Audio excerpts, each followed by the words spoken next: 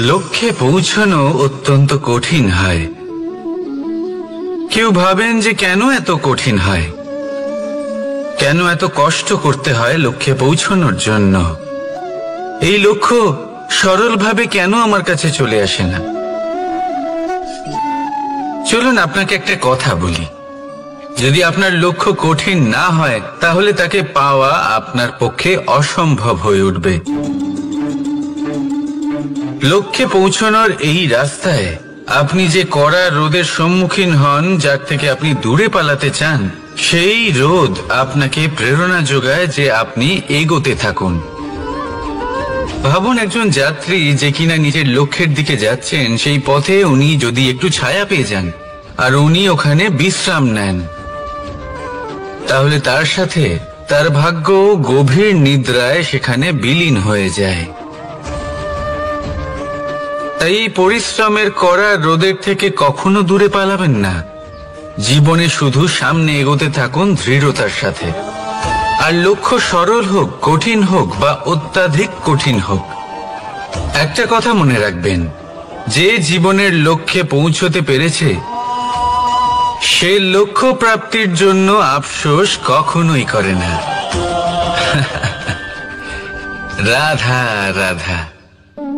ধৈর্য, এই ধৈর্য কি কোনো গুণ, কোনো অনুভূতি, কোনো দৃষ্টিভঙ্গি? আমার জন্য ধৈর্য এক বাহন। আপনি হয়তো ভাবছেন এই কেমন বাহন?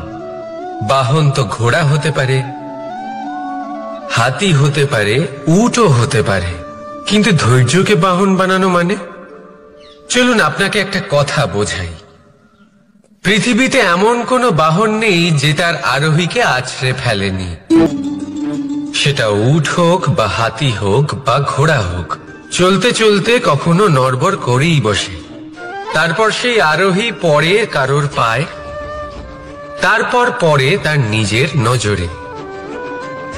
কিন্তু ধৈর্যরূপী বাহন কখনো কাউকে ফেলে না, কখনো না। না সেই আরোহী কারোর পায়ে পড়ে আর না তো নিজের নজরে। কারণ ধৈর্য আপনাকে বিবেক প্রদান করে, বিবেক আপনাকে পরিকল্পনায় সাহায্য করে, আর পরিকল্পনা প্রদান করে আপনাকে শক্তি, আপনার লক্ষ্যের দিকে অগ্রসর হওয়ার। বুঝলেন? ধৈর্যকে সঙ্গে রাখুন, নিজেকে আরো ধৈর্যশীল করে তুলুন। এই ধৈর্যের সাহায্যে আরোহণ করে দেখুন কিভাবে এই বাহন আপনাকে আপনার গন্তব্যে পৌঁছে দেবে। রাধা রাধা। সংসারে এমন একটা ভ্রান্ত ধারণা রয়েছে যে সবকিছু ভাগ্যের দ্বারা পাওয়া যায়, কিন্তু ভাগ্য, প্রারব্ধ এ তো সকলের জন্যই সমান হয়। এটা তো ব্যক্তির উপরে নির্ভরশীল হয়, তার আকাঙ্ক্ষার উপরে নির্ভরশীল হয়, বাসনার উপরে নির্ভরশীল হয়, স্বভাবের উপরে নির্ভরশীল হয় যে উনি সেটা নিয়ে কি করেন।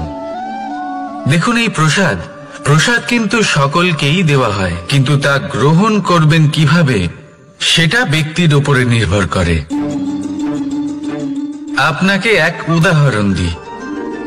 যেমন ধরুন, দুজন মানুষকে আমি একটা করে মাটির ডেলা দিলাম, সেটা নিয়ে তারা কি করবেন?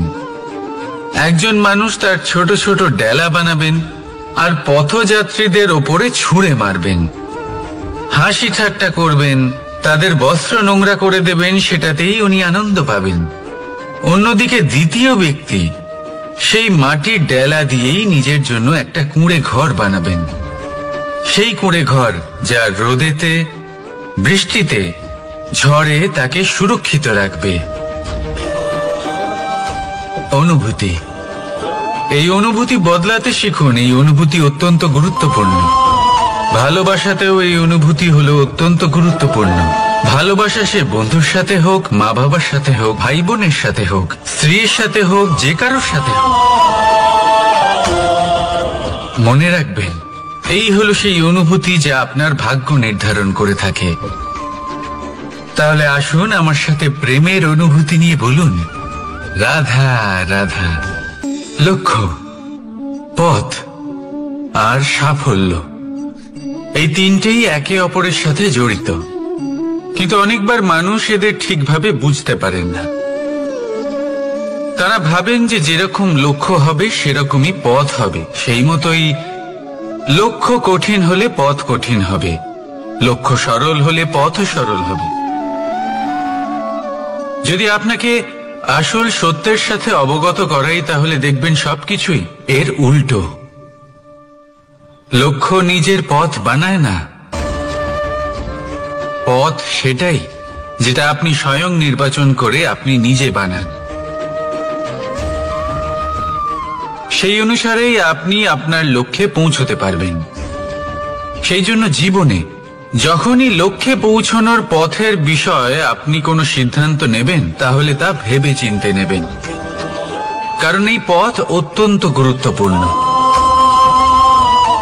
পথ যদি শুভ হয়, তাহলে লক্ষ্য আপনা থেকেই শুভ হয়ে যায়।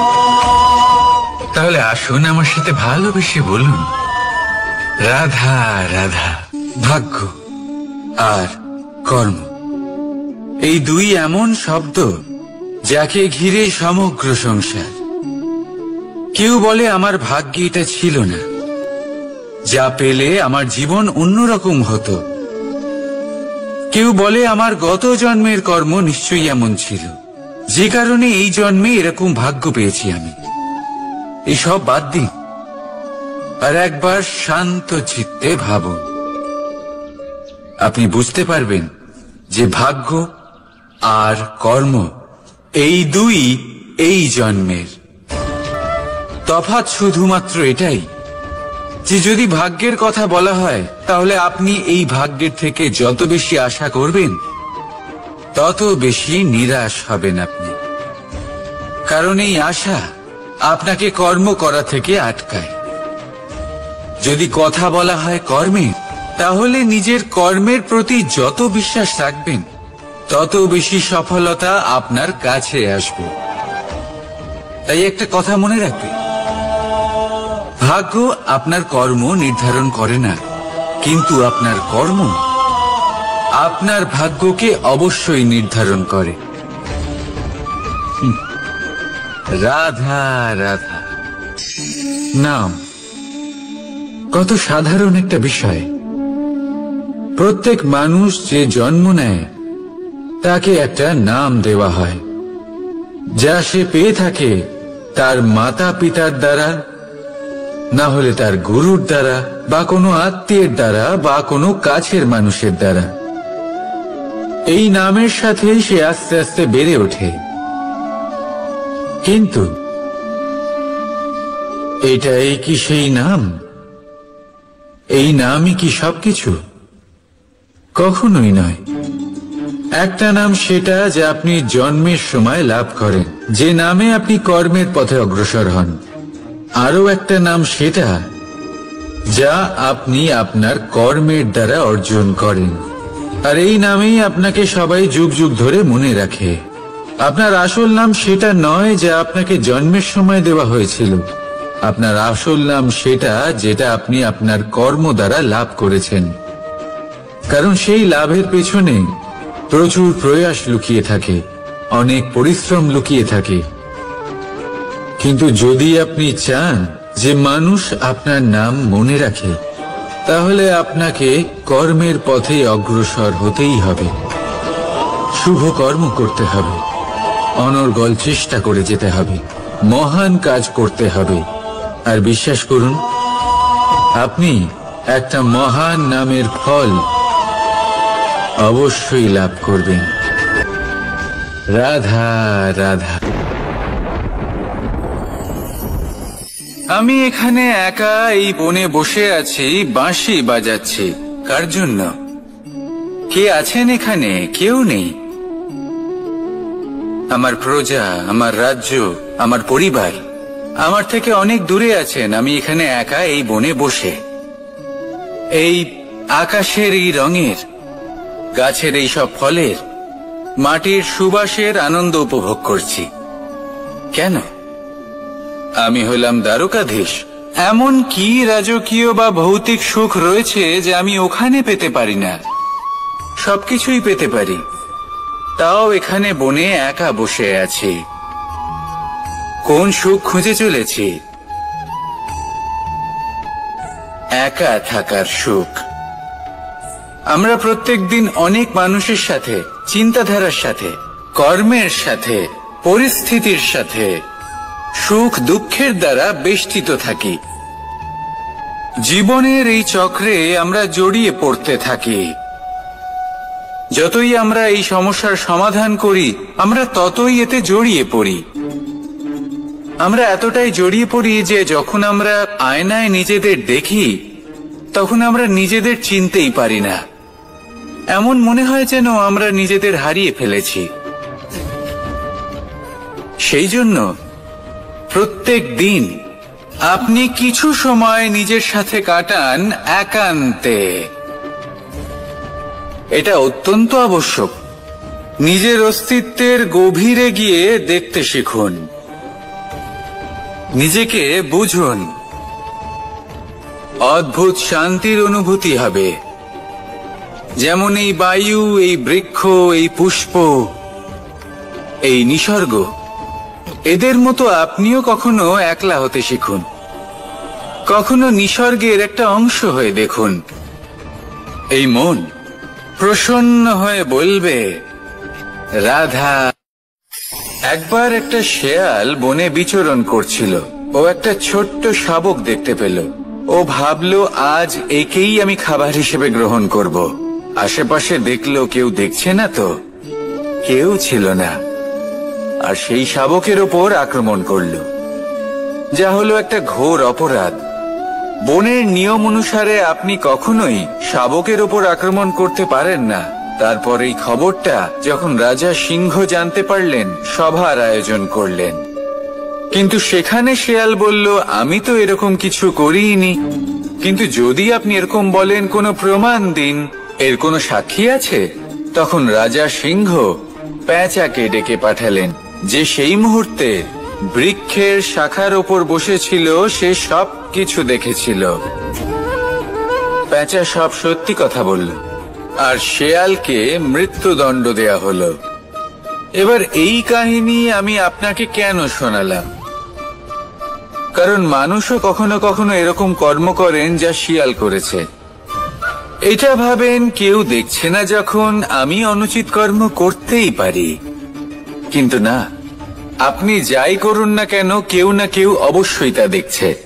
কোনো ব্যক্তি না হলেও কোনো প্রাণী, না হলে কোনো যক্ষ বা দেব বা প্রেত। যদি এনারা কেউ না দেখেন, তাহলে ধরিত্রী মাতা দেখেন, যেখানে দাঁড়িয়ে আপনি সেই কর্ম করছেন, তাই না?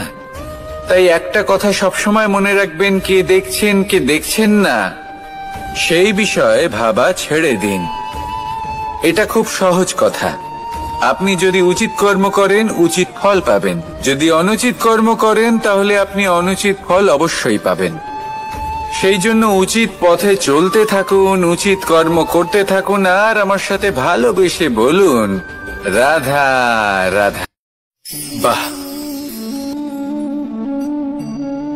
পুষ্পের সুবাস আমার খুব ভালো লাগে। অত্যন্ত সুন্দর হয় এই পুষ্প। এইভাবে চারিদিকে পুষ্প দেখে মন আনন্দিত হয়ে ওঠে। এবার আপনারা ভেবে দেখুন, আমার চারিদিকে পুষ্প নয়, আগুন আছে। তাহলে কি হবে? আমার শরীর কি জ্বলে যাবে না? অবশ্যই জ্বলবে। শরীরকে কি আগুনের তাপ সহ্য করতে হবে না? অবশ্যই সহ্য করতে হবে। এটাই হলো প্রকৃতির নিয়ম।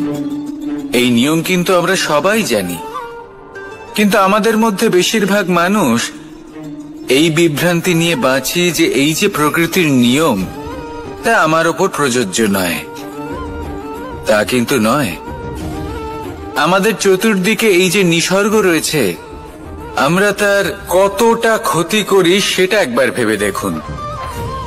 আমরা বনাঞ্চল জ্বালিয়ে দিই, বায়ু দূষিত করি, জল দূষিত করি, প্রাণীদের হত্যা আমরা করি। কেন? এই নিসর্গ আমরা নষ্ট করি, যদিও আমরা জানি যে আমরাও হলাম এই নিসর্গেরই অংশ। এবার দেখুন, শরীরের কোনো অংশে যদি আগুন ধরান, আস্তে আস্তে সমস্ত শরীরও জ্বলে যাবে। সেইভাবেই নিসর্গ যদি নষ্ট হয়ে যায়, তাহলে মনুষ্য জাতিও নষ্ট হয়ে যাবে। তাই এই যে নিসর্গ আপনি দেখছেন, এই পুষ্প, এই বৃক্ষ, বায়ু, জল, এদের সকলকে রক্ষা করুন, নষ্ট নয়। মনে রাখবেন, যদি নিসর্গ থাকে মানুষ থাকবে, যদি নিসর্গ থাকে তাহলেই জীবন থাকবে। আসুন আমার সাথে ভালোবেসে বলুন, রাধা রাধা। কারই না পছন্দ বলুন তো? অত্যন্ত সুস্বাদু হয় এই মধু, মিষ্টি খেতে হয় এবং তা শক্তিও প্রদান করে, এবং প্রত্যেকটি মিষ্টি পদার্থের মতোই এতেও খুব তাড়াতাড়ি পিঁপড়ে ধরে যায়। অন্যদিকে যদি নুনকে দেখি, তাহলে বছরের পর বছর রাখলেও এতে পিঁপড়ে ধরে না। এবার যদি কথা বলি বন্ধুত্বের, তাহলে বন্ধুত্ব নুনের মতো হওয়া উচিত, মধুর মতো নয়। যারা সামনে এলে শুধুমাত্র মধুর মধুর কথা বলবে, পরে এতে পিঁপড়ে ধরে যাবে, এটা নুনের মতো হওয়া উচিত। প্রকৃত বন্ধু হলো সে যে সময় এলে পরে আপনার সামনে আপনার প্রকৃত সত্য তুলে ধরবে, তা সে যতই কঠিন হোক না কেন। আপনার দোষ, আপনার অপগুণ, আপনার খামতি আপনাকে বলতে পারবে, যাতে আপনি সেগুলো শুনে মেনে নিয়ে তারপর নিজেকে শুধরোতে পারেন। এটাই হলো প্রকৃত বন্ধুত্ব।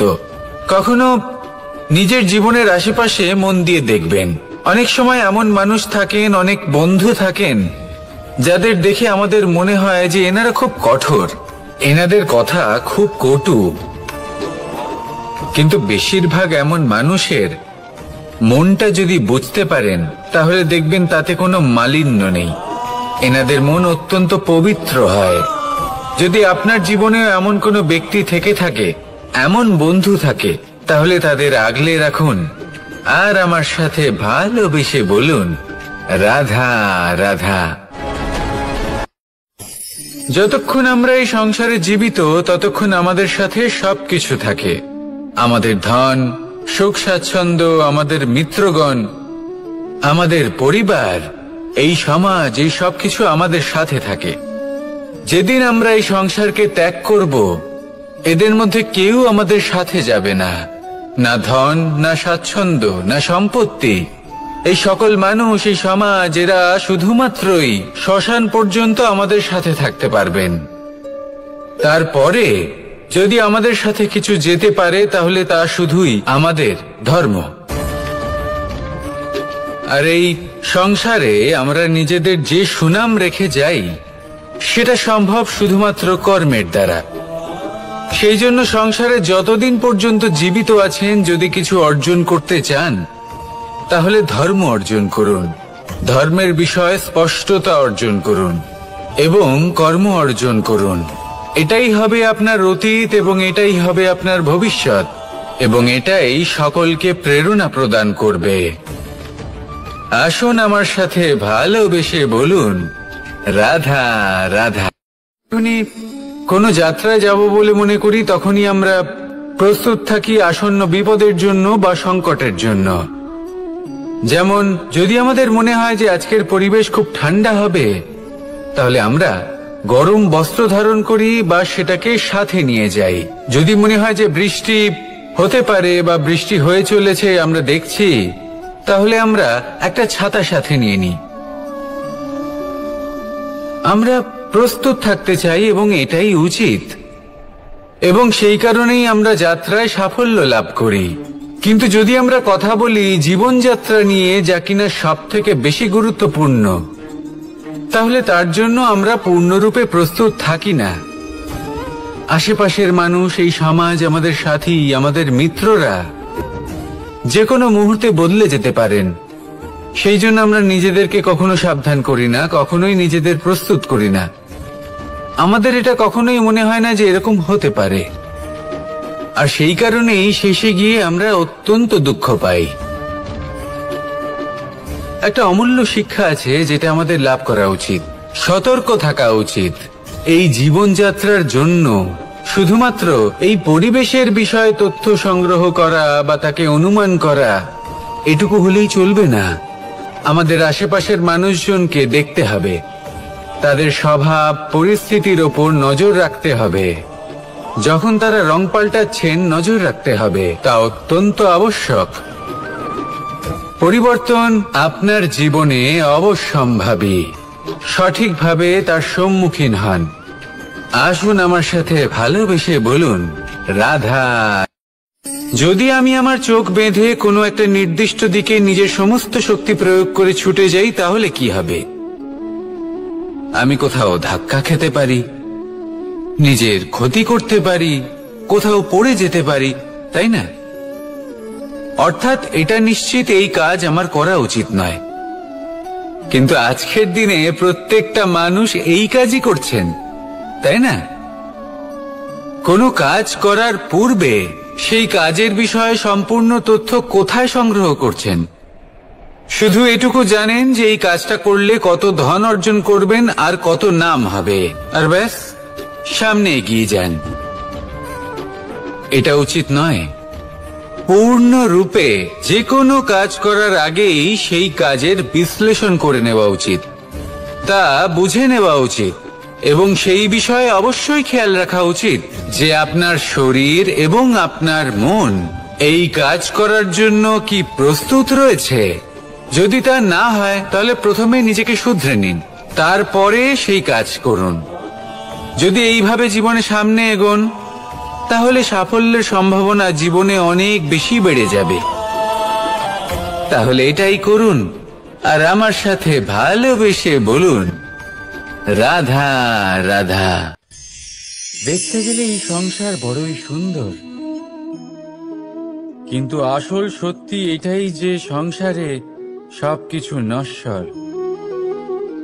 যেটা কাল ছিল তা আজ নেই, যা আজ আছে তা কাল ছিল না, আর যা আজ আছে তা কালও থাকবে না। প্রত্যেক মানুষকেই যথাসময়ে কালের কাছে মাথা নত করতে হয়। এই রূপের বিনাশ করে বার্ধক্য, প্রাণের বিনাশ করে মৃত্যু, আলস্য, ঈর্ষা ধর্মের বিনাশ করে, আর ক্রোধ বিনাশ করে সম্পর্কের। কিন্তু এরকম একটা অনুভূতি আছে যা একাই সমস্ত গুণ বিনাশ করতে সক্ষম হয়, আর সেটা হলো অহংকার। তাই জ্ঞানকে নিজের কাছে আসতে দিন, কিন্তু অহংকারকে কখনোই নয়। কারণ যদি এই অহংকার আপনার কাছে চলে আসে, তাহলে জীবনে যা কিছু আপনি অর্জন করেছেন, তা সে গুণ হোক বা হোক ধন, সে বন্ধু হোক বা হোক আনন্দ, সবকিছু শেষ হয়ে যাবে।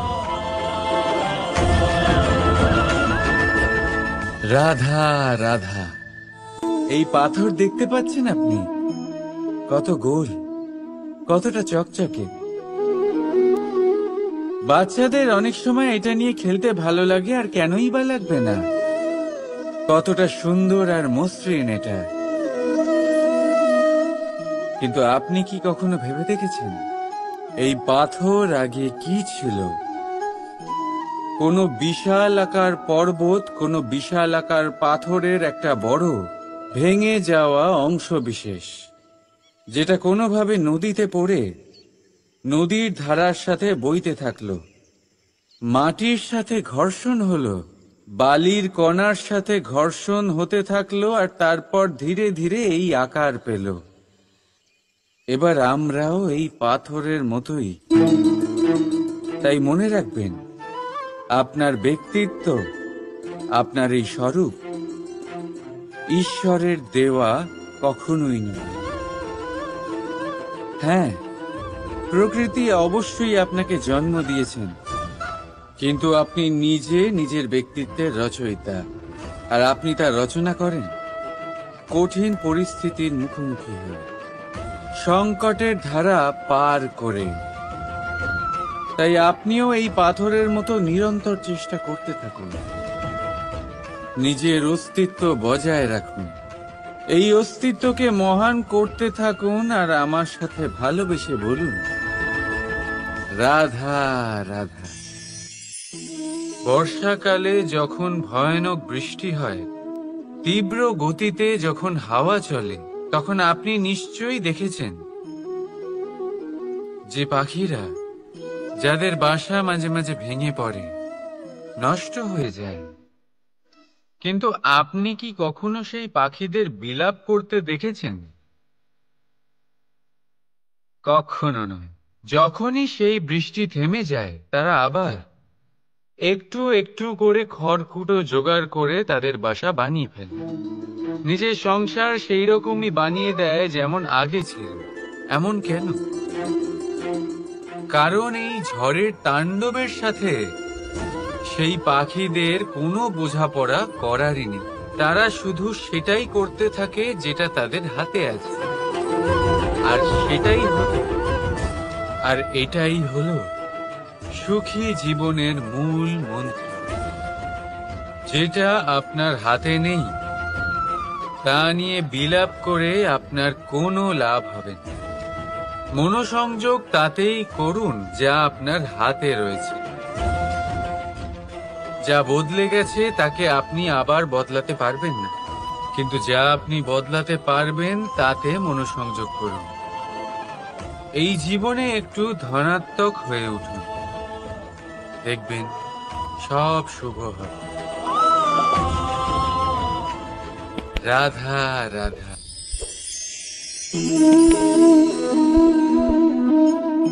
ছোটবেলায় একটা জিনিস আমি কখনো বুঝে উঠতে পারিনি।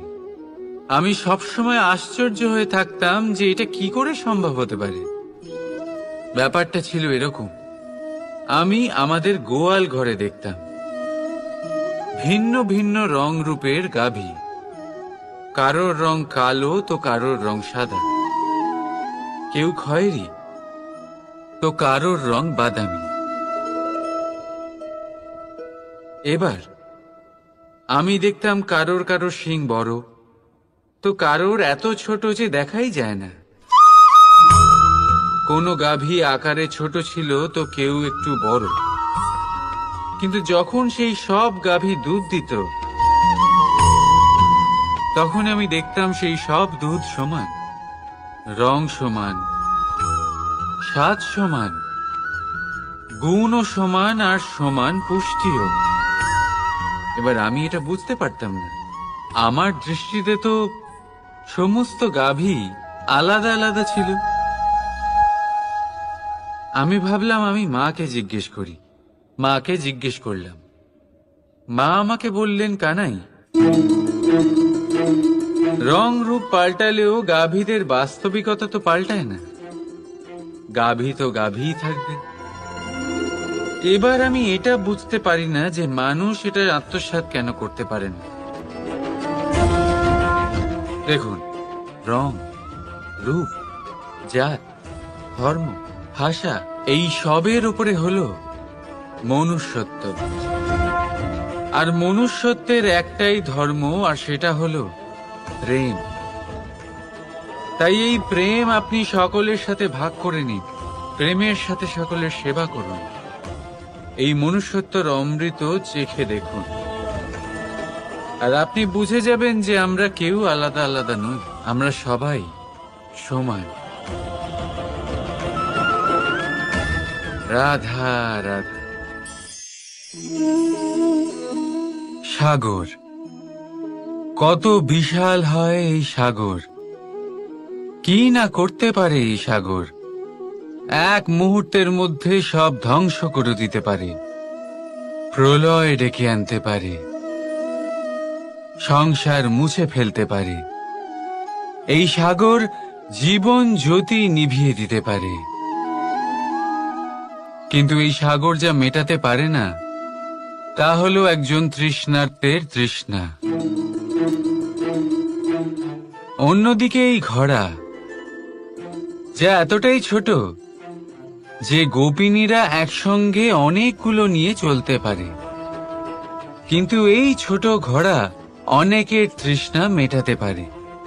এবার বলুন, জল সাগরেও আছে, আবার এই ঘড়াতেও। তাহলে পার্থক্য কোথায়? এখানে পার্থক্য হলো তাদের আচরণের মধ্যে। একজন মাটির মধ্যে মিষ্টি জল ধরে রাখে, তো আরেকজন নিজের নোনা জলের আঘাতে যে কাউকে মাটিতে মিশিয়ে দিতে পারে। আপনি কি হতে চাইবেন? সাগরের নোনা জল হয়ে কারোর আশা চূর্ণ বিচূর্ণ করে দিতে, নাকি মিষ্টি জলের ঘড়া হয়ে কারোর তৃষ্ণা মেটাতে? সিদ্ধান্ত আপনার। রাধা রাধা। কতবার এমন হয়, আপনি কোনো কাজ করার জন্য কাউকে দায়িত্ব দেন, কিন্তু সেই ব্যক্তি সেই কাজ সম্পন্ন করতে পারে না, অসম্পূর্ণ রেখে দেয়, অথবা ঠিকভাবে করতে পারে না। এবার এই পরিস্থিতিতে কি হয়? আপনি ক্রুদ্ধ হয়ে যান, তার উপরে আপনি রেগে যান, তাকে তিরস্কার করেন, আর তারপরে সেই কাজ সম্পন্ন করতে আপনি নিজেকেই নিযুক্ত করেন, আর শেষ পর্যন্ত সেই কাজ সম্পন্ন হয়েই যায়। এবার এই বিষয়ে সমস্যা সেই ব্যক্তির চেষ্টায় নয়, সমস্যা আপনি যে সেই ব্যক্তিকে ভরসা করলেন তার ছিল। আমরা অন্যের প্রতি ভরসা করাকে প্রথম পদক্ষেপ বানিয়ে দিই, আর নিজের উপরে বিশ্বাসকে শেষ সম্বল। কিন্তু তার বদলে এটাই হওয়া উচিত যে নিজের উপরে ভরসাকে আমরা প্রথম পদক্ষেপ বানাই, তাকে নিজের সহায় মানতে হবে। যদি আপনি এমন করেন, তাহলে পরিণাম আরো সুখকর, আরো আনন্দদায়ক হবে। তাই মনে রাখবেন, এই সংসারে আপনার সবথেকে বড় ভরসা আর কেউ নেই। এই সংসারে আপনার সবথেকে বড় রক্ষাকর্তা আর কেউ নেই, বরং আপনি নিজেই। রাধা রাধা। আসুন আপনাকে একটা প্রশ্ন করছি, সোনা আর লোহার মধ্যে তফাৎ কি? এবার বেশিরভাগ লোকের উত্তর এটাই হবে যে সোনা বহুমূল্য, সোনার মূল্য লোহার থেকে অনেক বেশি। এটা ঠিক, কিন্তু আমাদের এটা ভোলা ঠিক হবে না যে সোনা আমাদের সাজগোজের কাজে লাগে, আমাদের আরো বেশি সুন্দর দেখায়। অন্যদিকে লোহা সেই সৈনিকদের ঢাল ও তলোয়ার হয়ে তাদের রক্ষা করে, যারা আমাদের প্রাণকে রক্ষা করেন। এই সৈনিক না থাকলে আমাদের প্রাণও থাকবে না। এবারে বলুন, সোনার মূল্য বেশি হওয়াতে কি লোহার মূল্য কমে যায়? কখনোই নয়। ঠিক সেইভাবে এই জীবনে আপনি যতই চেষ্টা করুন, কিছু না কিছু এমন থেকে যাবে যা আপনি কখনোই পাবেন না, আর সেই কারণে নিজেকে অক্ষম মনে করা অনুচিত। হতে পারে আপনার কাছে সেই গুণ আছে যেটা সংসারে আর কারোর কাছে নেই। সেই গুণটাকে চিনুন, সেটাকে বাড়ান, আর সেটাকে ব্যবহার করুন। তাই মনে রাখবেন, সংসারে প্রত্যেকটা ব্যক্তি বিশেষ হয়, আর এই সংসারে সবাই সবকিছু পায় না। নিজেই দেখে নিন, সোনাকে যে দোকানে সাজিয়ে রাখা হয়, সেই দোকানের তালা লোহা দিয়ে তৈরি হয়। রাধা রাধা। সংসারে সব থেকে বেশি দামি কি, সব থেকে বেশি মূল্যবান কি? কেউ বলবে সোনা, কেউ বলবে রত্ন, কেউ বলবে মুক্ত, কেউ বলবে মানি। এগুলো কতটা মূল্যবান? ধরুন, কিছু সোনার মুদ্রা দিয়ে আমরা মুক্ত কিনতে পারি, কিছু মুক্ত দিয়ে একটা মানিক, কিছু মানিক দিয়ে কিনতে পারি একটা হিরে। কিন্তু এই জগতের সমস্ত ধন খরচ করেও একটা জিনিস আমরা কিনতে পারবো না, আর তা হলো একটা মুহূর্ত। কি হলো, সত্যি সামনে এসে গেল। সত্যি হলো এটাই যে জগতে সব থেকে বেশি মূল্যবান সময়, সেই সময় যেটা আমরা এমনি নষ্ট করে দিই অকাজে, কখনো কোনো আশাতে, কখনো শোক করে, কখনো ঘটে যাওয়া দিনের কথা ভেবে, তো কখনো ভবিষ্যতের চিন্তাতে। এই সময়ের সদ্ব্যবহার আমাদের করা উচিত। এই সময়ের সদ্ব্যবহার করে আমাদের ধন অর্জন করা উচিত, মহান কাজ করা উচিত, আমাদের ব্যক্তিত্বকে উদার করা উচিত, ভালো কাজ করা উচিত, সকলের সাথে আনন্দ ভাগ করা উচিত।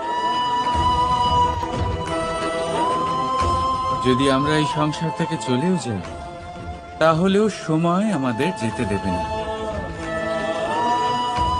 এখানেই স্থিত করে রাখবে। কারোর না কারোর জন্য প্রেরণা হয়ে বা কারোর মুখে কৃতজ্ঞতার হাসি ফুটিয়ে। রাধা রাধা। সূর্য এই সংসারে সব থেকে বেশি তেজস্বী, এই সূর্য সব থেকে বেশি উজ্জ্বল, সব থেকে বেশি শক্তিশালী। কিন্তু আপনি কি কখনো সূর্যোদয় দেখেছেন? এই শক্তিশালী সূর্য কিভাবে উদয় হয়? লাল রঙের আভার সাথে, সৌম্যতার সাথে, শান্তির সাথে উদয় হয়। কখনো সূর্যাস্ত দেখেছেন?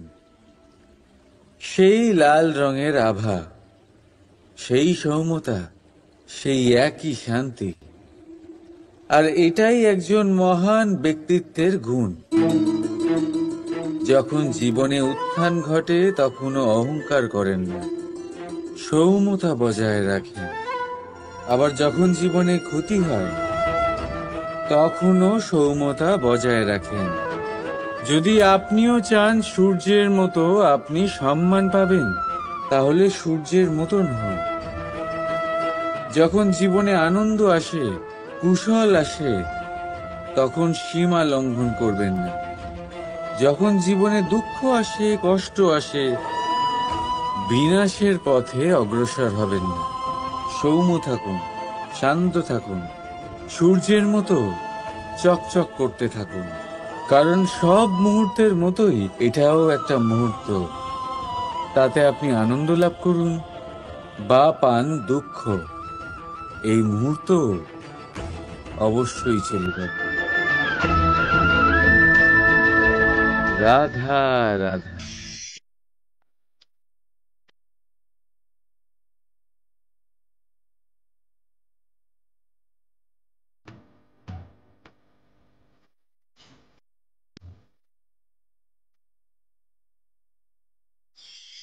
আপনি ওই কথাটা নিশ্চয়ই শুনেছেন, যখন ভগবান একটা দরজা বন্ধ করেন তখন অন্যদিকে অনেক দরজা খুলে দেন।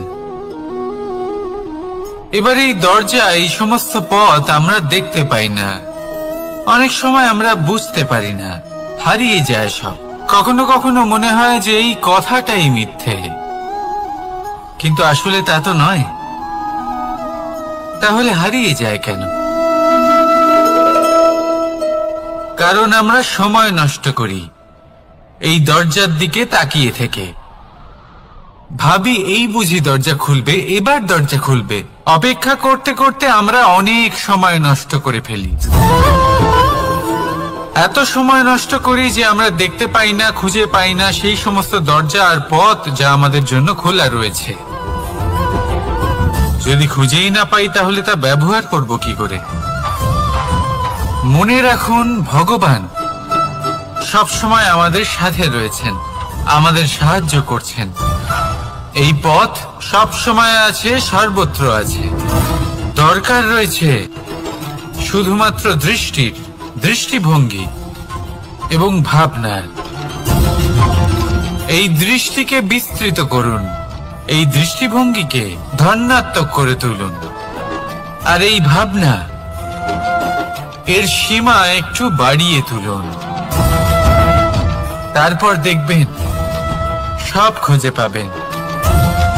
আসলে কি, এই যে ঈশ্বর, এই যে পরমাত্মা, তা আমাদের সাথে রয়েছে, আমাদের মনের মধ্যে রয়েছে।